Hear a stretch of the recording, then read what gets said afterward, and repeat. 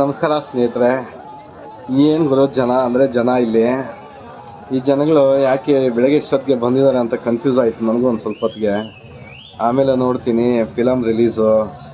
ಪಾಪ ಜಾಸ್ತಿ ದಿನಗಳಿಂದ ಕಾಯ್ತಾ ಇದ್ರು ಅನಿಸುತ್ತೆ NTR ಅಭಿಮಾನಿಗಳೆಲ್ಲ.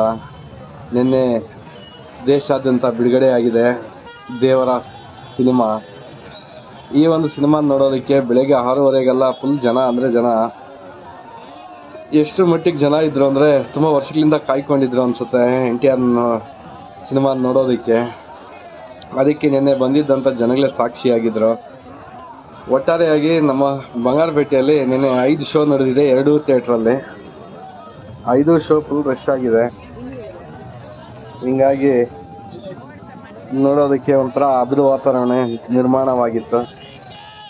ಯಾರ್ಯಾರೆಲ್ಲ ಸಿನಿಮಾ ನೋಡಿದ್ದೀರಾ, ನಿಮಗೇನನ್ನಿಸ್ತು ದಯವಿಟ್ಟು ಕಮೆಂಟ್ಗಳ ಮುಖಾಂತರ ತಿಳಿಸಿ.